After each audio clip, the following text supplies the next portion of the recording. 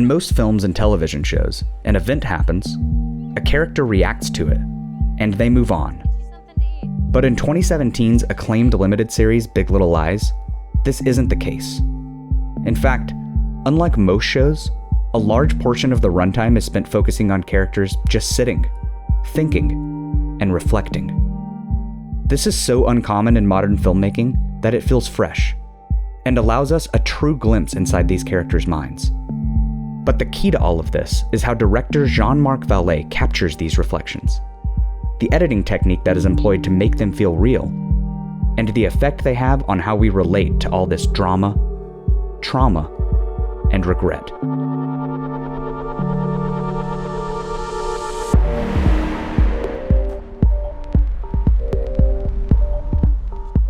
Early in episode 2, a scene unfolds between Celeste and Perry, where Perry gets upset because he didn't get to experience the kids' first day of school with them. Episode 1 hinted at Perry's aggression, but this is the first time we see any outright abuse in the show, and it's hard to watch. Later in the episode, Celeste is arriving home at night, and after parking her car, she lingers for a beat. We get 2 quick flashbacks of her remembering the fight from earlier. What's interesting about this is this scene is strictly dedicated to showing us the effect this fight has had on Celeste, and how her mind keeps returning to the incident. The filmmaker insists that these characters have space to live and breathe, and reflect. Celeste cannot escape the memory of this event, and neither can we. By using this device of reflection, director Jean-Marc Vallée makes it clear to us that these characters are not free from their thoughts just because the scene cuts away from them. It's a technique that is so simple, but so effective in communicating to the audience what these characters are thinking about and struggling with. A sequence like this would have been cut from another show, but there are numerous examples of this throughout the 7 episodes of Big Little Lies. Another interesting thing to note here is that this particular flashback is shot from the opposite angle than the scene earlier in the episode. Another reflection. And of course, throughout this sequence, Celeste is framed in the rearview mirror, a literal tool of reflection. Mirrors are used frequently throughout Big Little Lies to frame characters when they're deep in thought. This is not a coincidence. Bonnie, can I talk to you for just a second? Of course. Even something as simple as a confrontation lingers in the minds of these characters.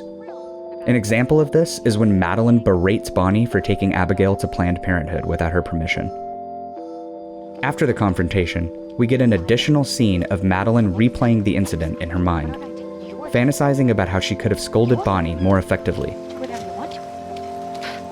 The next scene, we see Madeline venting to Celeste and Jane about the situation with Abigail.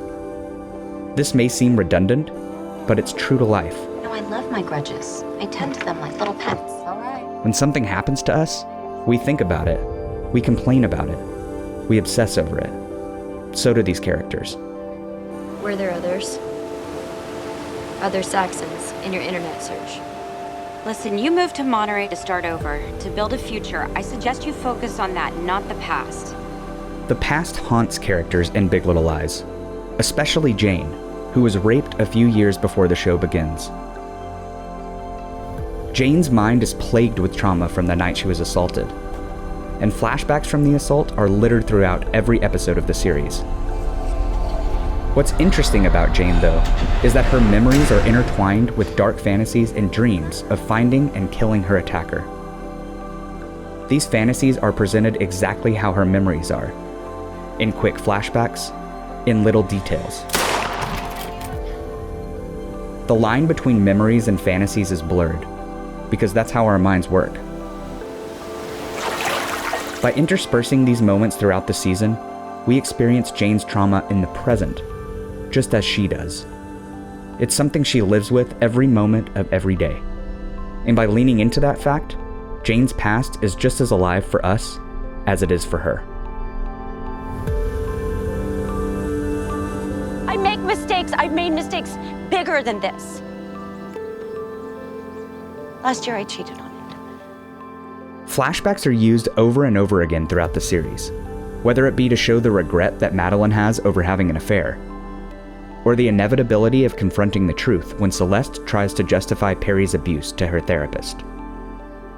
But to understand why this is so effective, we need to take a closer look at the editing technique used to bring this to life.